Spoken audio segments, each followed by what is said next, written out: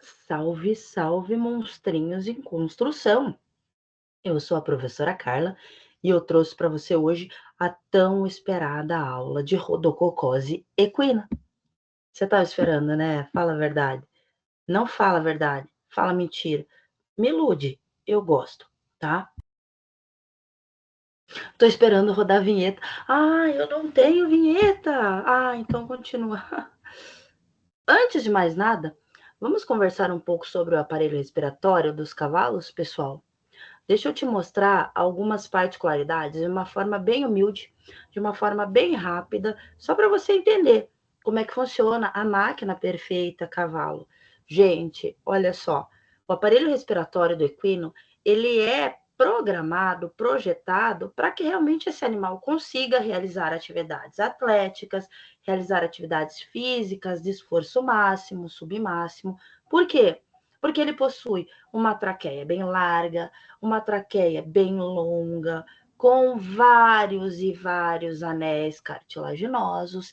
Ele possui uma área de extensão pulmonar, ou seja, uma área alveolar muito grande, tanto que a área de ausculta, olha a sêmio-incutida aí, a área de ausculta pulmonar do cavalo vai até lá o 17º espaço intercostal. Então, um pulmão muito grande, que significa muita área para hematose, né? Muita área para troca gasosa. Isso favorece a captação de oxigênio, eliminação de gás carbônico, o que favorece a atividade física. Fora isso, o cavalo possui um aparato, eu vou chamar de aparato, tá? Porque o professor de anatomia não está aqui para me corrigir. Possui um aparato na região de cabeça. Está correlacionado ao aparelho respiratório, está correlacionado à termorregulação, mas esse aparato pode se complicar com alguns processos infecciosos. De que aparato que você está falando, professora? Estou falando das bolsas guturais, tá? Então, bolsas guturais são estruturas vacuolizadas, né? São umas vesículas de ar que estão correlacionadas à termorregulação e à respiração, situadas na região de cabeça, mais dorso do que ventro, e são também recrutadas por alguns micro-organismos de ordem infecciosa respiratória, quando necessário para que se colonize ali também e a gente tenha complicações.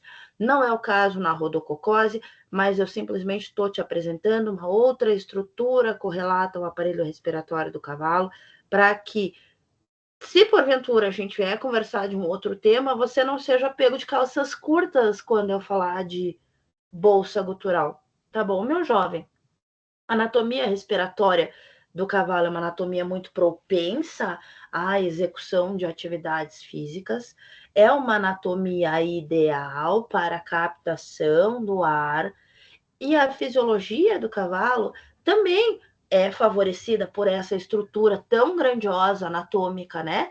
Então, a troca gasosa, a hematose, a questão de defesa do aparelho respiratório do cavalo é muito bem organizada. Mas isso não quer dizer que esse animal não seja suscetível a infecções e nem agravos de ordem também, não só biológica, como física e química. Tá bom, minha gente?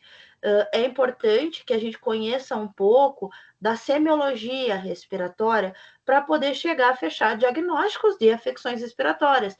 Afinal de contas, a semiologia é a arte do diagnóstico.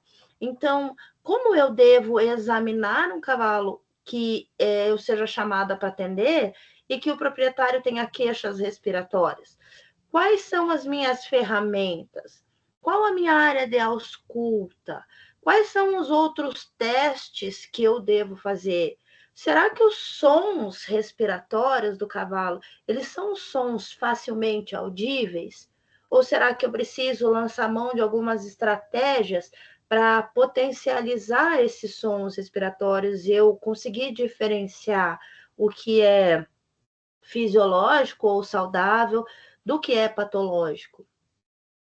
Eu te aconselho a dar uma olhada nas informações relacionadas a anato, físio e sêmio do cavalo, para que você consiga absorver a questão de patologias ou enfermidades de uma forma mais completa. Se você quiser, a gente pode fazer alguns vídeos, algumas conversas de anatofísio respiratória do equino e também de sêmio do equino. Se você achar que vale para você essa informação, deixa comentários aqui. Olha que bonitinha eu fazendo já. Deixa comentários aqui embaixo para eu saber que você quer. E aí a gente vai produzir o conteúdo de acordo com o gosto do freguês, tá bom? Mas falando de doença, quais são as principais doenças do aparelho respiratório do equino? Não importa agora se é do potro, se é do atleta, se é do encocheirado, se é do cavalo de vida livre, se é do cavalo aposentado, se é do idoso. Você já ouviu falar em alguma doença respiratória do cavalo? Você sabe quais são? Eu pergunto isso e o pessoal resume essa minha pergunta em uma resposta só.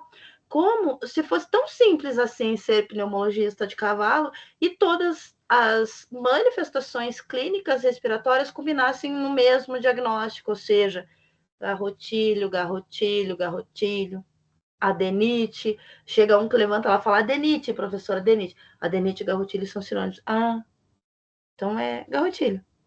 Não, minha gente. Existe um mundo de enfermidades respiratórias. Algumas de ordem infecciosa, algumas de ordem alérgica, algumas de ordem secundária a outros processos infecciosos, tá? Não é só garrotilho e nem só de garrotilho que vive o médico do pulmão do cavalo. Garrotilho é uma das infecções bacterianas que acometem o aparelho respiratório. Mas existe a rodococose, a qual a gente vai dar uma importância, uma atenção especial aqui. Existe também e me permita ser bem simplória na minha fala, as pleuropneumonias do cavalo viajante. Existem as outras pneumonias causadas por um outro ou outros gêneros bacterianos do tipo Staphylococcus, Streptococcus no potro também, no cavalo adulto. A gente tem pneumonias fúngicas, comprometimento fúngico também, às vezes associado à bactéria, às vezes sozinho. A gente tem vírus fazendo mal ao aparelho respiratório do cavalo, e aí vem, por exemplo, o vírus da influenza equina. A gente tem agressões ambientais que geram manifestações alérgicas e inflamatórias que não têm correlação com a participação de micro-organismos patogênicos. E aí vem o exemplo da doença inflamatória de vias aéreas, o exemplo da obstrução recorrente das vias aéreas. A gente tem também afecções respiratórias ligadas o exercício, a atividade mesmo, bem próprias do cavalo atleta, como a hemorragia pulmonar induzida pelo exercício e uma série de outras, tá? Então não é só de garrotilho que se vive o cavalo, não, ou que se morre o cavalo. Que trágico. Deixa eu te apresentar a doença que eu me propus a vir falar para você. Agora eu quero te apresentar a rodococose. E aí levanta uma criança, ou um jovem, ou um adulto e diz: eu sei o que é, professora. Rodococose é a mesma coisa que pneumonia de potro.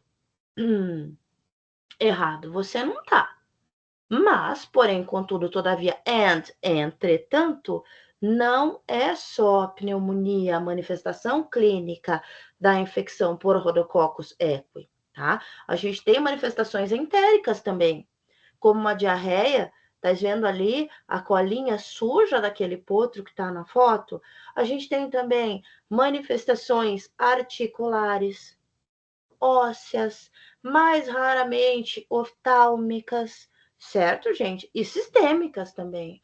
A gente tem a presença de abscessos acontecendo. Mesentério, entre as alças, intestinais, obviamente na área de pulmão, né, no parênquima pulmonar. A gente tem, inclusive, abscessos intravertebrais secundários a essa infecção. Então, não é só respiratório o problema. Óbvio, né, gente, que a maioria da clínica relacionada a rodococcus é pulmonar, é respiratória, mas não é só isso. E é importante que você saiba que não é só isso, tá bom? Deixa eu te apresentar o responsável ou o culpado pela infecção. É o Rhodococcus equi, uma bactéria, certo? Bactéria é um ser unicelular procarionte. A microbiologia, a biologia celular está passando aqui para te dar um oizinho, que tem um caráter ubíquo. O que significa uma bactéria ubíqua? Uma bactéria ubíqua é aquela que está presente em quase todos os espaços ambientais. Tá? A gente tem Rhodococcus no solo, a gente pode ter Rhodococcus na água, a gente pode ter Rhodococcus naquela terra mais molhada, lama, com bastante matéria orgânica, oriunda de fezes, de herbívoros, mas a gente também pode ter Rhodococcus na poeira. A gente tem Rhodococcus em quase tudo que você imaginar, em objetos inanimados, fomites, certo? E isso facilita com que ele seja disseminado, ou ela, né? Porque a gente está falando de uma bactéria. Esse é o significado de ubíquo. Ubíquo ou ubíqua, né? É um micro-organismo que está presente em vários ambientes, ou seja, que consegue resistir a vários ambientes diferentes, tá? É uma bactéria considerada oportunista, e a definição de oportunista é aquela bactéria que espera você estar imunossuprimido para tomar conta daquela situação e te causar mais mal. Tá? Não quer dizer que Rhodococcus equi venha sempre secundário a alguma outra infecção. Muito pelo contrário, tá?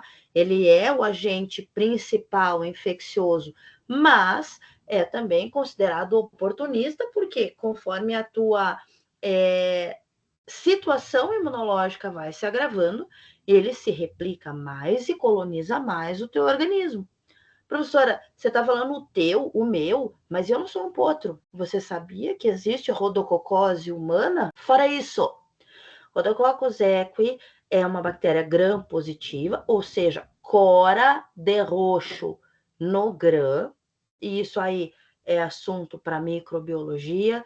Se você já viu microbiologia comigo, eu espero que você se lembre. Se você não viu, é um tema que também é importante que você coloque aqui se tem interesse em conhecer.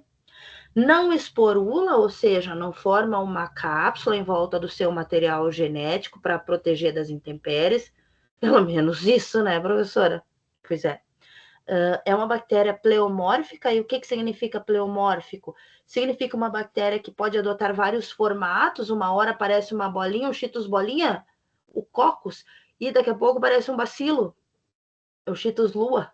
Tá? Então, isso é uma bactéria pleomórfica e não fastidiosa. Não fastidioso significa um micro-organismo que não tem grandes exigências para se nutrir. O que quer dizer que qualquer meio de cultura, por mais simples que ele seja, é capaz de servir como nutriente para a gente criar ali, sob condições de temperatura, enfim, uma colônia de bactéria, inclusive para fechar diagnóstico. Então, bactéria não fastidiosa é uma bactéria que não é exigente no seu meio para se nutrir. Qualquer agar é gelatina para ele, tá bom?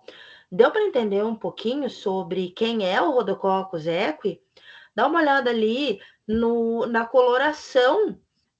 Deixa eu tentar puxar o cursor. Eu não sei se vai aparecer para ti, mas eu vou tentar puxar o cursor. Dê uma olhadinha ali nas colônias. Tá vendo aquelas plaquinhas de Petri ali na parte superior da tua tela? Não parece que foi jogado gota de leite em cima?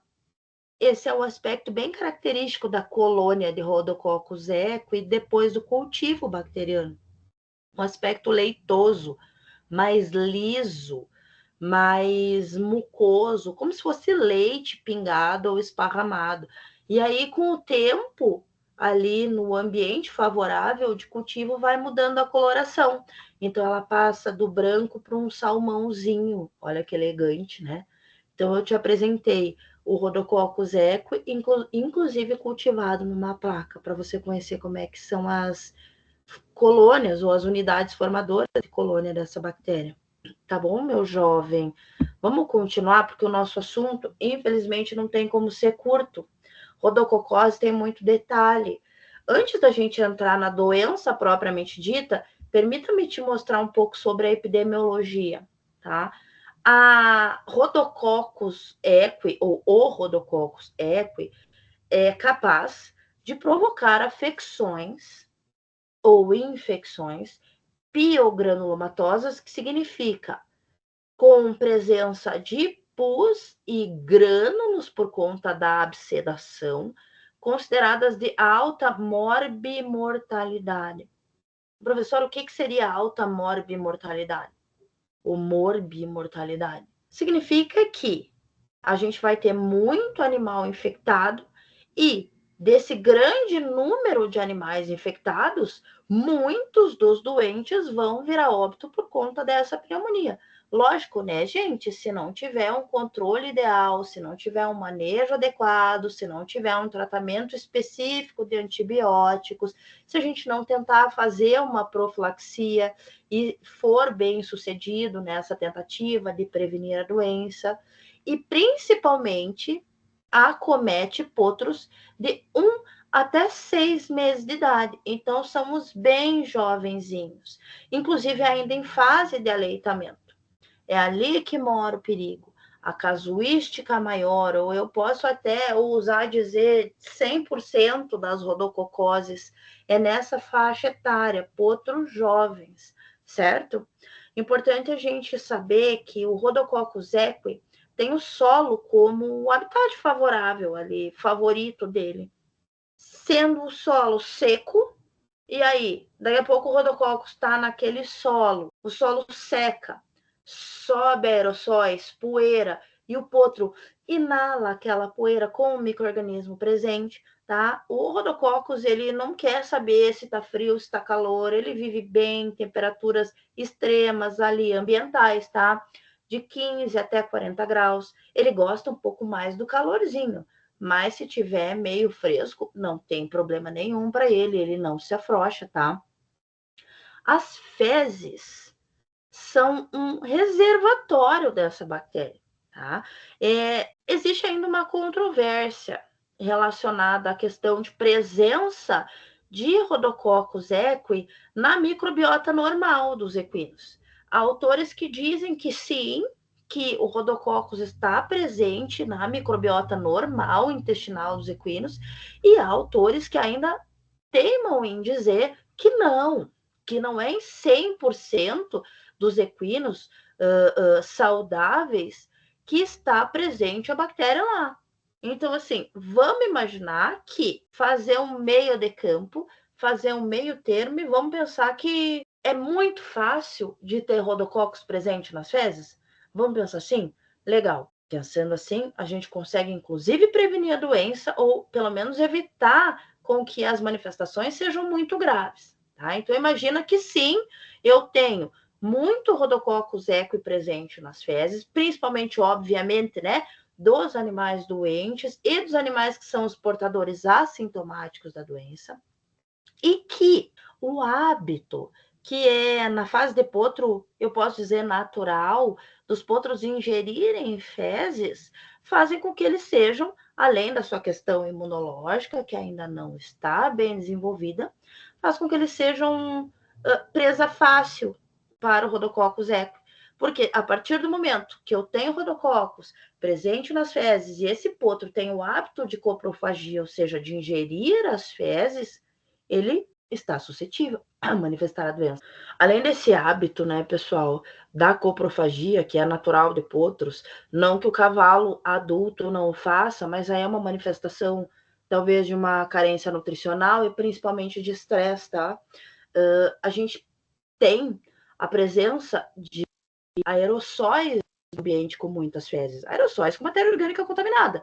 E aí ele está fazendo a ingestão através da coprofagia e também a inalação através desses aerossóis que sobem na poeira contaminada, tá, gente? Então eu posso ter o contágio ou a transmissão da doença através de via respiratória, né, que seria inalação, e via oral, através da ingestão da bactéria junto com as fezes, ou até daquela poeira mesmo que eu comentei contigo, que vai e para no comedouro, no bebedouro, certo?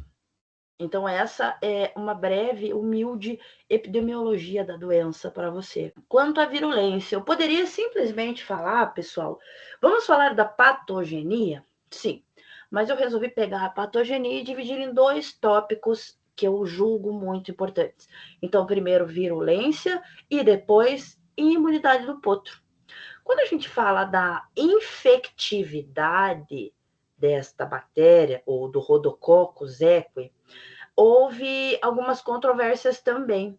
Bem como há controvérsias em dizer que a bactéria faz parte da flora normal intestinal do cavalo e autor dizendo que não faz parte da flora normal intestinal do cavalo, a gente tinha controvérsias relacionadas a o que torna essa bactéria virulenta ou não. Até ali a década de 80, meados de 80, julgava-se que a bactéria Rhodococcus equi tinha sua virulência expressa por possuir uma capa polissacarídica externa, né, ao seu organismo unicelular, e também por fabricar, sintetizar e liberar enzimas do tipo a fosfolipase C e a colesterol oxidase. Estudou-se, constatou que, tudo bem, a bactéria tem cápsula polissacarídica, a bactéria produz, sintetiza enzimas, fosfolipase e oxidases, mas essas características nada têm a ver com a virulência.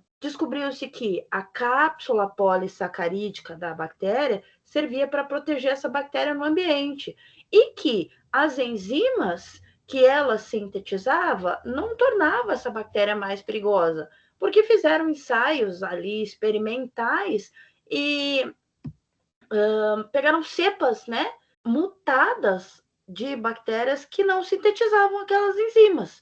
Não tinham genes que expressavam e essas bactérias não sintetizavam. Então, eu pego uma cepa bacteriana que sintetiza fosfolipase e colesterol oxidase, comparo com uma cepa bacteriana que não sintetiza nem secreta essas enzimas, e as duas tinham a mesma virulência, ou seja, não são essas enzimas que tornam a bactéria mais ou menos perigosa.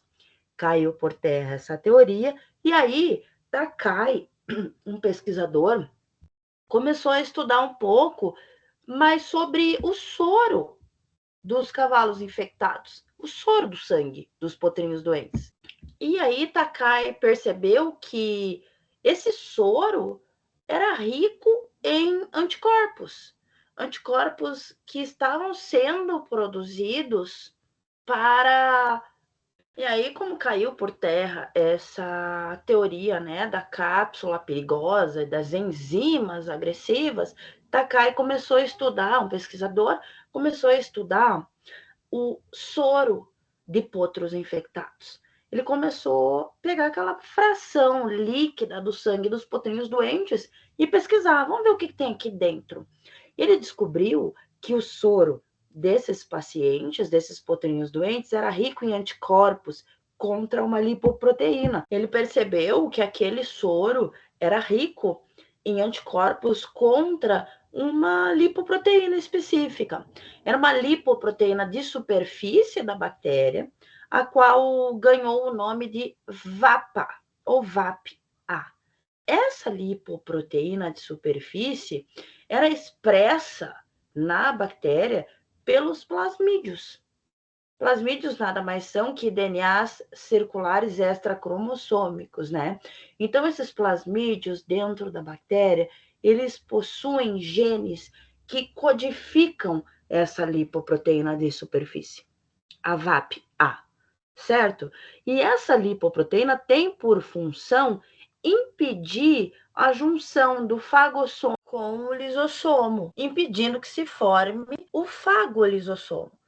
Então, basicamente, essa lipoproteína de superfície, ela torna a situação do fagossomo menos ácida do que deveria para que essa digestão bacteriana aconteça.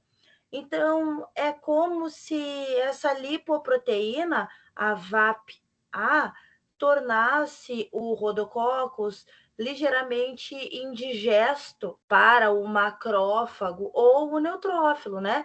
Que são as células fagocitárias mais importantes de qualquer organismo. esse detalhe você não pode deixar passar.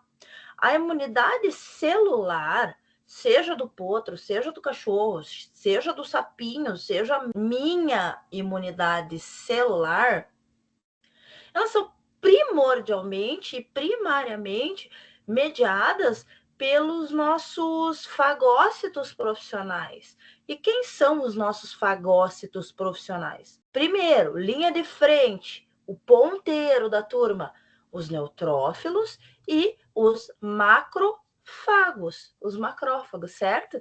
Então, o serviço do macrófago nada mais, nada menos que fagocitar o micro-organismo, no caso da nossa conversa, a bactéria Rhodococcus equi, e essa bactéria ser digerida no interior do macrófago. Para a bactéria ser digerida, a gente precisa de uma fusão do fagossomo com o lisossomo, ácido digeriu.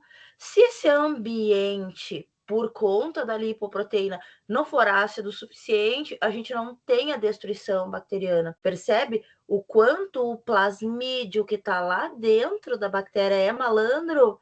Ele faz com que essa bactéria fique indigesta para o macrófago. Fora isso, minha gente, o próprio DNA cromossômico da bactéria, até então a gente está falando de fatores de virulência codificados pelos plasmídios, que são DNAs extracromossômicos.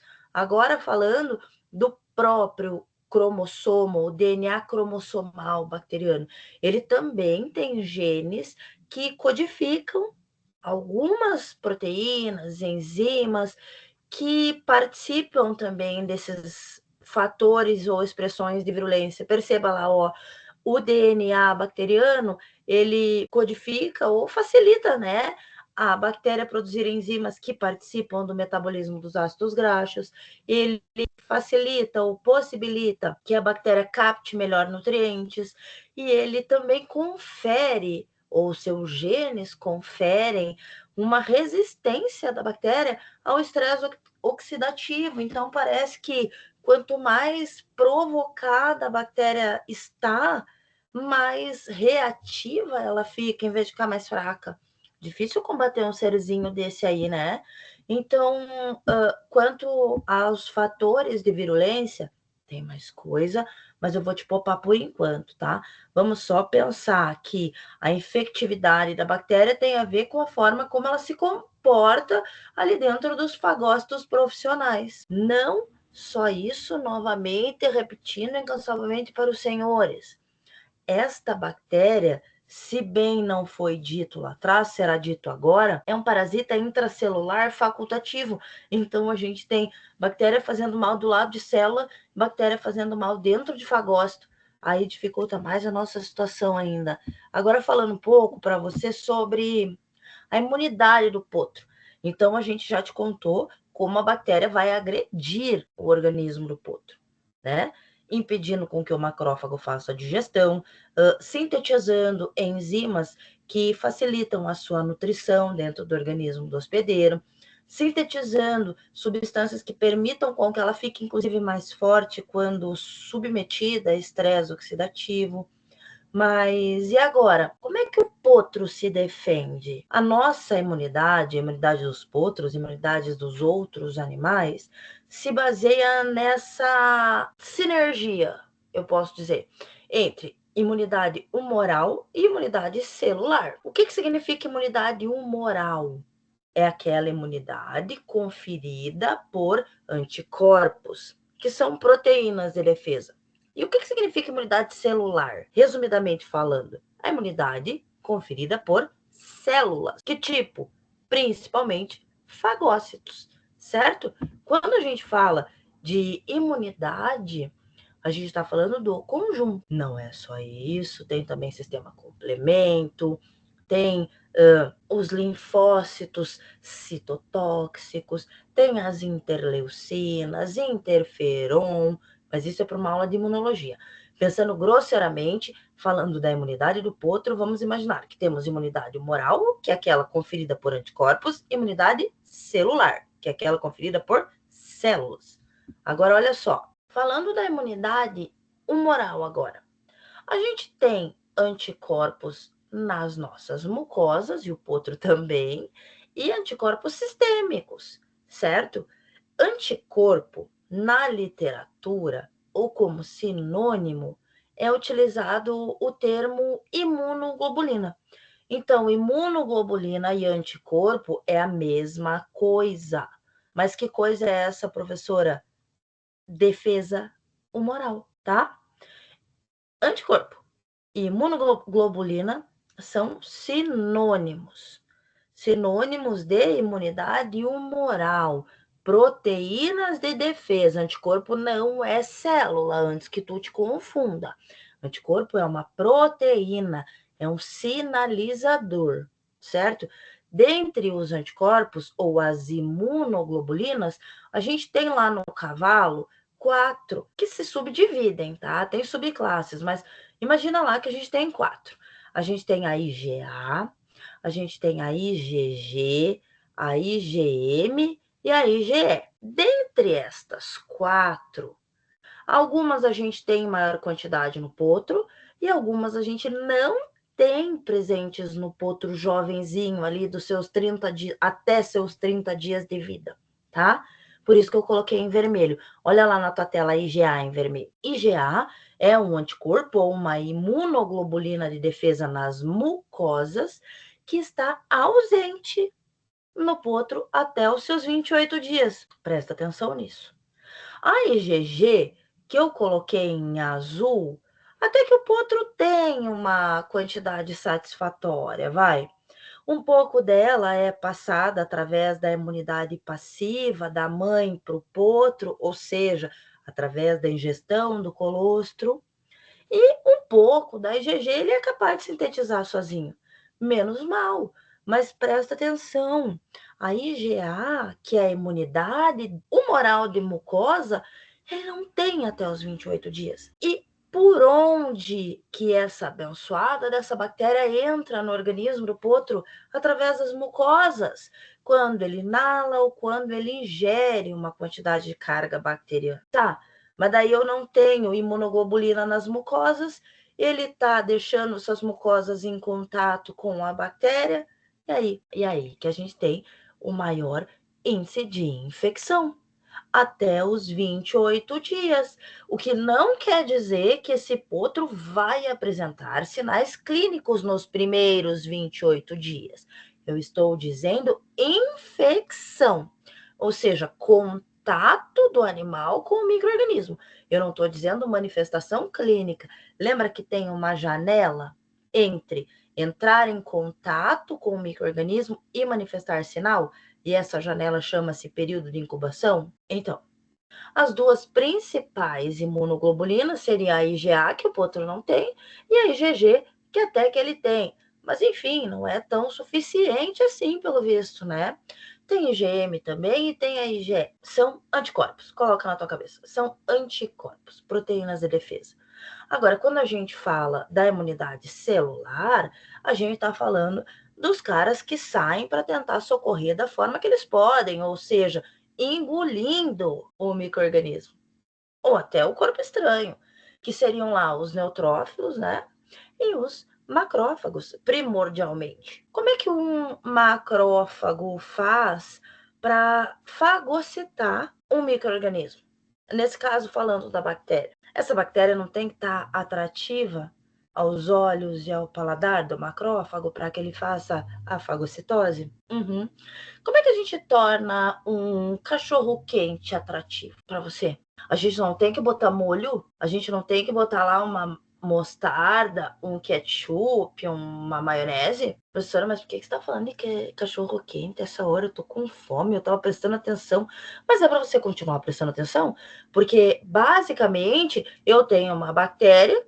Imagina que a bactéria seria a salsicha, a vina, oi curitibanos, e o macrófago tá querendo ingerir a vina, mas, poxa, sem tempero não vai rolar.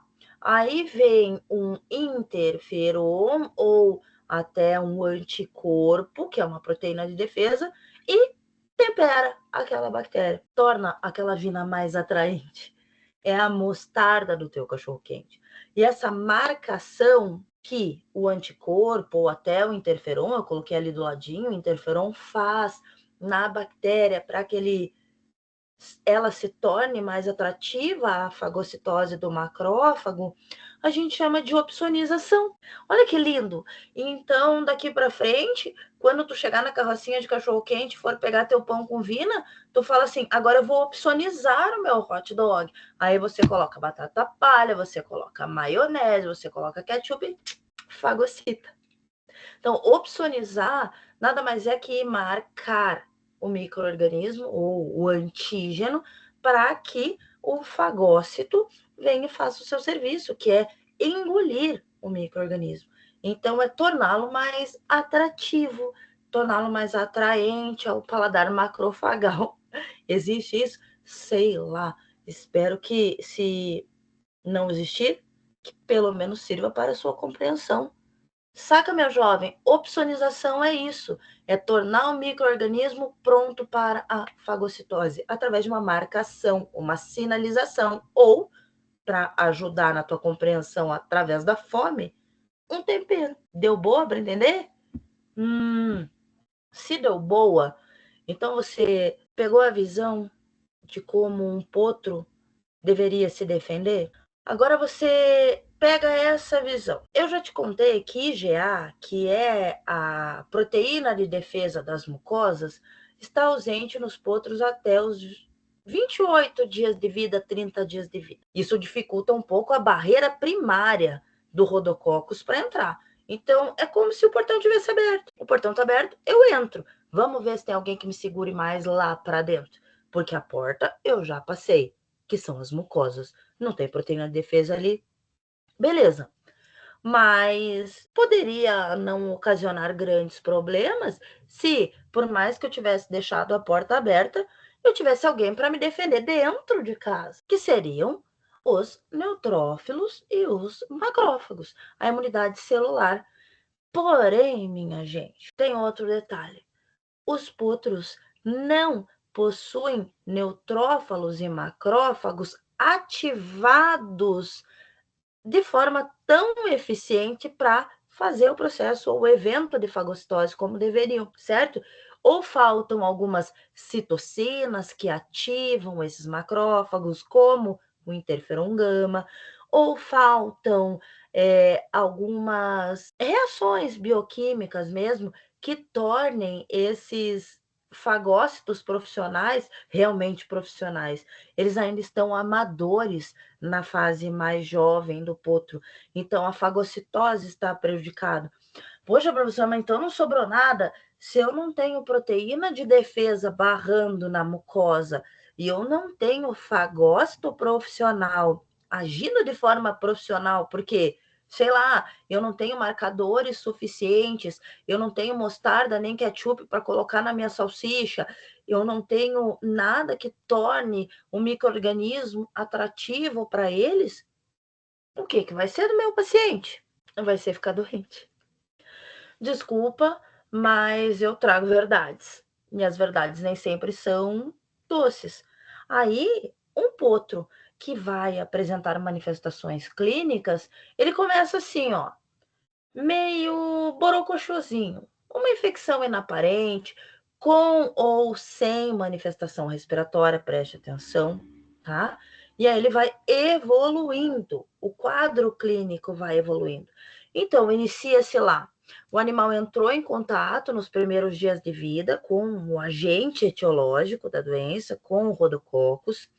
Até a gente ter manifestações clínicas, existe uma janela, que é o período de incubação, e aí, lá pela, vamos colocar a terceira, a quinta semana de vida desse potro, ele começa a manifestar a sintomatologia clínica de fato, tá?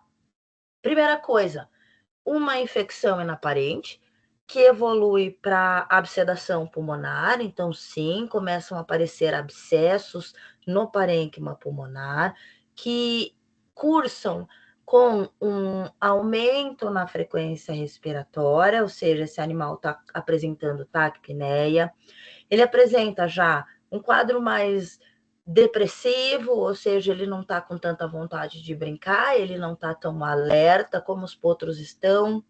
A sua respiração apresenta-se ruidosa, o padrão respiratório vai alterando, mas antes de alterar o padrão respiratório, chegar lá na respiração abdominal, ele tem dispneia, que obviamente é a dificuldade respiratória, ele começa a apresentar febre, ele começa a apresentar ou não apresentar mais apetite, né? A falta do apetite está bem evidente com a anorexia. Esse animal não quer se levantar, ou seja, permanece em decúbito. E aí o padrão respiratório torna-se completamente abdominal. Esse animal começa a se apresentar cianótico e vem a óbito se não controlado de maneira imediata, tá? Então, observe, ele entrou em contato com o micro-organismo nos primeiros dias de vida, teve a janela do período de incubação, terceira, quinta semana de vida, começou a apresentar manifestações clínicas leves, às vezes imperceptíveis no início, porque o potro, ele tem uma capacidade de resolver seus problemas pulmonares por si só, ou seja, a capacidade ventilatória dele é inferior, porque ele está doente, obviamente. A dificuldade respiratória dele é importante, mas ele consegue mascarar isso. Ele consegue se habituar com essa situação de desconforto. E vai mostrar só quando ele já está bem evoluído, tá? Então, perceba o quão importante é o diagnóstico precoce, porque ele fica mascarandinho, e daqui a pouco os sinais vêm de forma abrupta, tá? Que sinais, professora, que eu me perdi? Os abscessos pulmonares, aumento da frequência respiratória, a depressão, a respiração dificultosa e ruidosa, febre, falta de apetite, não quer levantar, troca padrão respiratório para padrão respiratório abdominal, começa a ficar arroxeadas as suas mucosas e vem a óbito se você não fizer a intervenção que deveria na hora certa, tá? Junto com esse curso respiratório da doença, a gente tem também bastante casos, bastante pacientes com uma diarreia por tiflocolite ulcerativa, por conta desse comportamento bacteriano em promover a absedação, tá, gente? Então, a diarreia ela pode e vai estar presente em muitos dos casos de rodococose, tá? Tem mais achados. Então, a diarreia, a manifestação entérica, ela não é incomum, não. A manifestação respiratória, obviamente, é a mais comum, mas também existe existe sinovites, uveites, que vêm secundárias a panoftalmite, nefrite, tá bom? Todos os ites que tu imaginar, é tipo isso, prof? É tipo isso. Sinovite, uveite, panoftalmite, nefrite, absedação hepática e renal, artrite purulenta, a linfangite ulcerativa, osteomielite, abscessos inter e intravertebrais, como eu já mencionei para vocês no comecinho, e até ulcerações e erupções cutâneas. Pois é, são achados que também podem estar ligados, sim, à infecção por Rhodococcus equi. Não tão comum quanto pneumonia, piogranulomatosa, parênquima pulmonar cheio de abscesso e a diarreia, tá? Olha só, eu trouxe aqui algumas imagens só para você ver como altera a parte visceral do animal, né, infectado por Rhodococcus equi. Dá uma olhada no tamanho dos abscessos, bem granulomatoso mesmo, no parênquima pulmonar. Dá uma olhada na alça intestinal. Tem linfopatia nas alças ali, ó. Na região do mesentério tem linfopatia. Que mais? Olha aqui nessa foto, na coluna do meio, logo abaixo do parênquima pulmonar virado em abscesso, dá uma olhada ali, ó, o espaço intravertebral abscedado. E olha aqui a articulação. Essa aqui supurou. Nossa, eu fiquei imaginando que no potro, né? Porque sempre falam que é a questão da cura do umbigo, né? Que vai da onfalite até artrite séptica. Não é só a cura do umbigo mal feita e a invasão de estafilococcus, streptococcus, que vai fazer aquilo ali, não. Olha só o rodococcus, o que fez com a articulação desse pequeno baby aí, né, gente?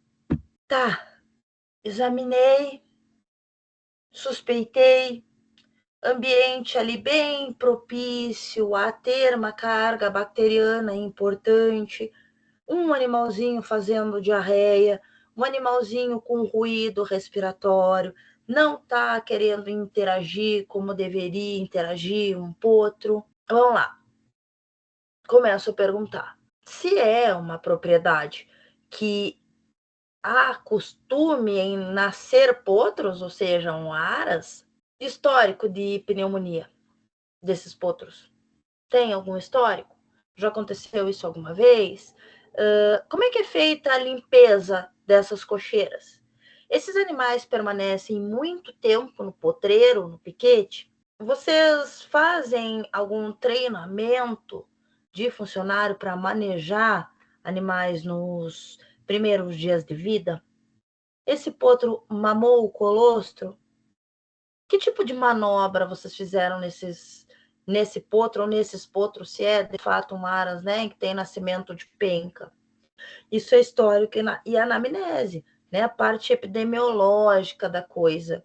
Fazer uma, como é que eu vou dizer para você? Fazer uma entrevista, né, com o proprietário, com o responsável, para saber se aquela situação já aconteceu, se já teve casos, né? E aí, na sequência, o que você pode fazer para diagnosticar? Um hemograma. Hemograma vai te mostrar muita coisa? Não. Ele pode te mostrar uma leucocitose por neutrofilia. Ele pode te mostrar um aumento no fibrinogênio. Obviamente, a gente tem inflamação a fuzel nesse animal, né? Mas nada muito direcionado à infecção por Rhodococcus equine, tá? Você pode fazer ultrassom e raio-x do tórax desse animal. O ultrassom, quando existe abscessos no parênquima pulmonar, o que você vai enxergar no ultrassom? Aqueles abscessos vão aparecer mais escuros. Então, a área bem pretinha circunscrita, ou áreas no teu ultrassom, tá? E no raio-x, o contrário. Os abscessos vão aparecer mais claros. O que mais? Citologia. Citologia dá para fazer? Dá, afinal, a bactéria é um parasita intracelular facultativo. Então, pode ser que eu consiga pegar rodococcus dentro de macrófago e dentro de neutrófilo. Pode não ser? Pode ser. Citologia do quê, prof? Do lavado traqueobrônquico. O que é isso, professor? Lavado traqueal, que a gente conhece, tá? O LT, que a literatura chama de lavado traqueobrônquico, que é você coletar, colher, que é mais bonito, né, gente? É você colher um pouco da secreção do muco traqueal desse potro para fazer a avaliação citológica. Então, você colhe, e aí o processo, né, de você purificar aquela secreção, aquele muco, fazer o squash, o esfregaço numa lâmina, corar com panótico mesmo e olhar no microscópio, vai te dar como resposta se existe bactérias presentes dentro dos fagócitos profissionais ou se não existe. Pode ser que você não encontre. Por quê? Porque a bactéria pode estar fora da célula. Isso não quer dizer que o animal não seja positivo para rodococcus. Então, até o presente momento, eu não te dei nenhuma técnica diagnóstica que seja padrão ouro.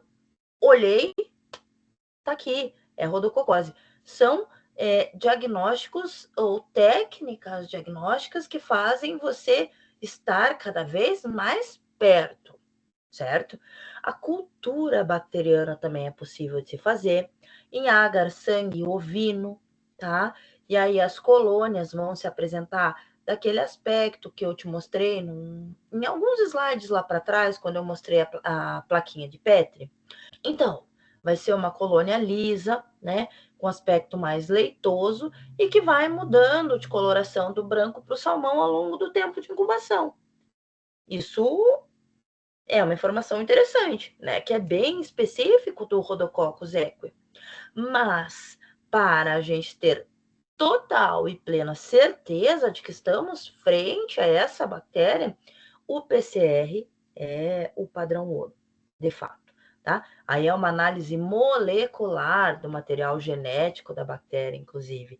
E aí você consegue, através do PCR, não só verificar e analisar o material genético para dizer que se trata sim de um Rhodococcus equi, você consegue mais do que isso. Você consegue, inclusive, encontrar, detectar a lipoproteína de superfície, que é a bendita VAP-A. Lembra que ela é extremamente virulenta? Então, você consegue ver isso no PCR. Ou seja, 100% de certeza que é Rhodococcus ou esquece, não é Rhodococcus, tá? O PCR, além dele te ajudar como ferramenta diagnóstica definitiva, ele também serve como uma forma de você acompanhar a evolução do teu protocolo antimicrobiano que você instituiu no paciente, para ver se os antibióticos estão fazendo efeito. Detalhe, não é barato, né? Não é rotina. Que bom seria se fosse rotina, porque esse dá muito certo, tá? Mas como não é rotina, a gente tem que vir e falar para você que não vivemos num mundo encantado, em que todas as ferramentas diagnósticas são super bem utilizadas e viáveis financeiramente.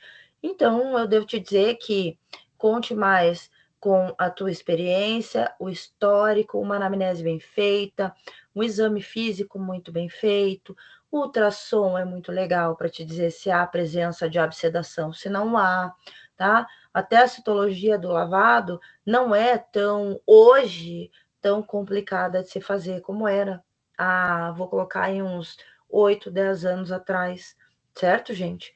Então, é basicamente essas ferramentas diagnósticas que eu tenho para te mostrar quando a gente tenta descobrir se estamos de cara com o Rhodococcus equi, tá? Professora, mas sorologia, não adianta a gente avaliar o soro do sangue, um ELISA, né? Imunodifusão. Será que não adianta como uma técnica diagnóstica? Não. Sabe por quê? Porque a maioria dos potros, dos equinos em geral, podemos dizer, possui anticorpo para Rhodococcus equi, para a rodococose. Então, essa ELISA ou essa técnica ou estratégia diagnóstica vai dar positivo para anticorpo, mas o animal é saudável. Então, quantos falsos positivos a gente não ia se deparar, né?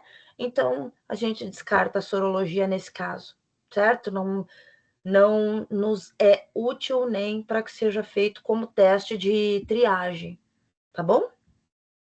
Agora falando do tratamento, estamos quase no finalzinho, tá? Falando de tratamento. Lá na década de 80, a mortalidade, né, por rodococose era altíssima, beirava 90%, tá? 100%. Até que se começou a utilizar uma associação de antibióticos.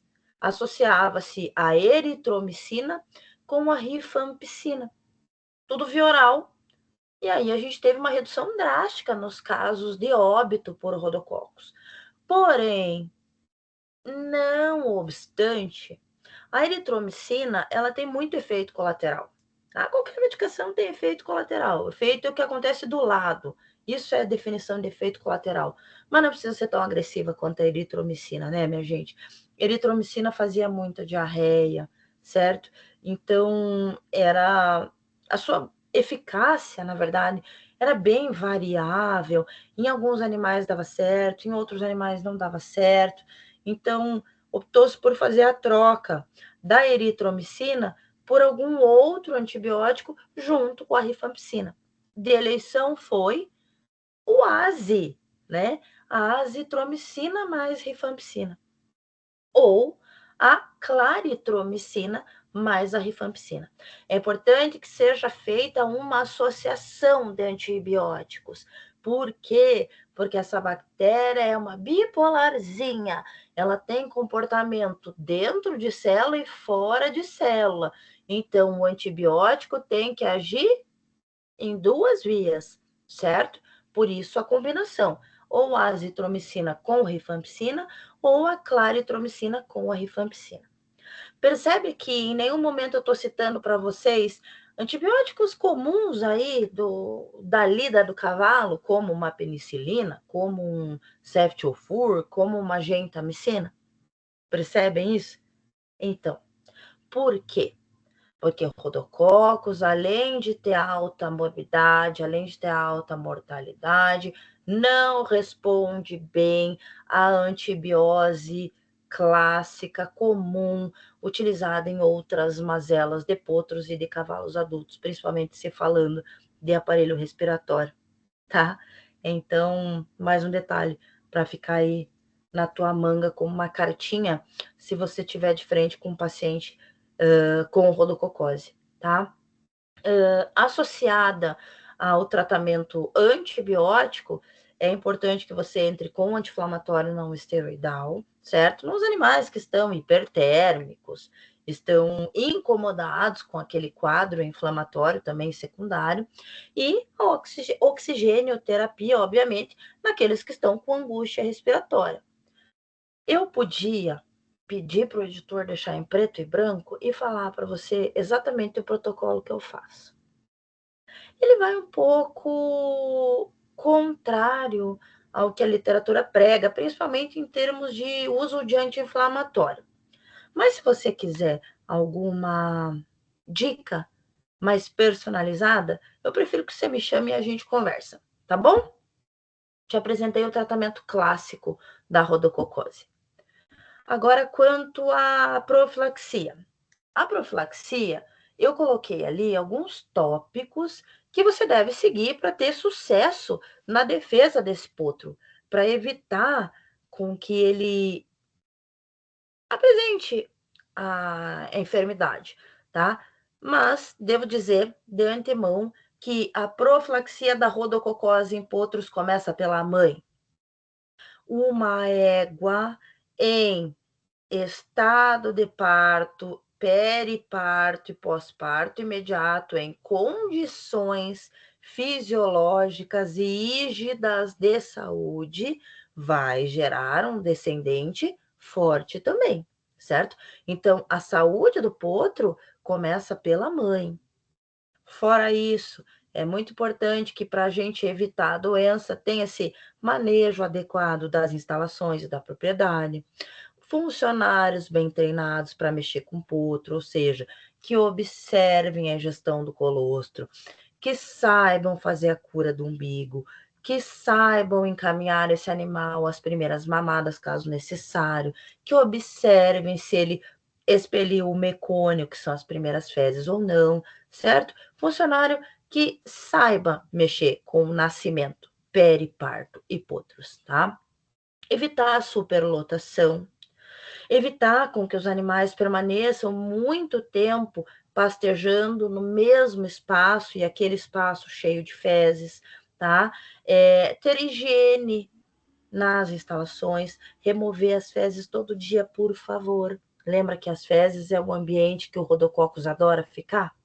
Então, garantir, obviamente, a ingestão do colostro, já falei para você. O diagnóstico precoce é muito, muito importante para você conseguir resolver esse problema. Lembra que eu falei para você do ultrassom?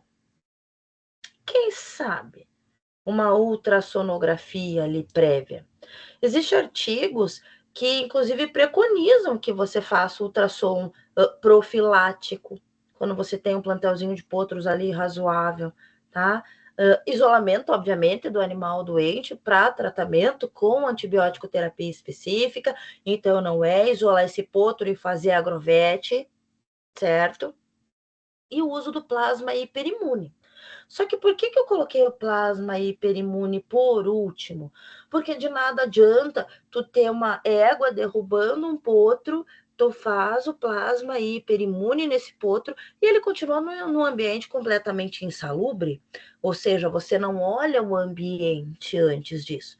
Então, depois que tu tá com a tua casa limpa, tua casa organizada, aí a gente vai para a perfumaria, aí a gente vai para a adoção né, da prática de se aplicar, né, fornecer ou administrar o plasma hiperimune para esses potros. Gente, quando eu comecei a clinicar, a gente não tinha isso de rotina, uso do plasma hiperimune. Hoje a gente tem bancos de plasma hiperimune. É só você ir lá pegar os plasmas congelados de boa qualidade, excelente qualidade, e ter na tua propriedade para você descongelar na hora de você fazer o uso. Então, tá fácil, meu amigo, tá na tua mão. É só você saber o momento de usar, tá bom? A quantidade, né? A dosificação desse plasma também é importante, certo, minha gente? Eu queria agradecer muito quem aguentou ficar comigo até agora, muito mesmo. Eu espero de coração que tenha sido útil para você. Eu sei que eu carreguei um pouco nas informações, mas é tudo na intenção de te ajudar, certo? Eu faço isso aqui, estou fazendo isso aqui porque eu gosto e porque eu acredito no futuro da nossa profissão, tá bom? Eu espero que você tenha gostado e chega! Ninguém aguenta mais. Até o próximo vídeo. O que você quer ver no próximo vídeo? Pede que a gente faz. Um beijo. Tchau, tchau.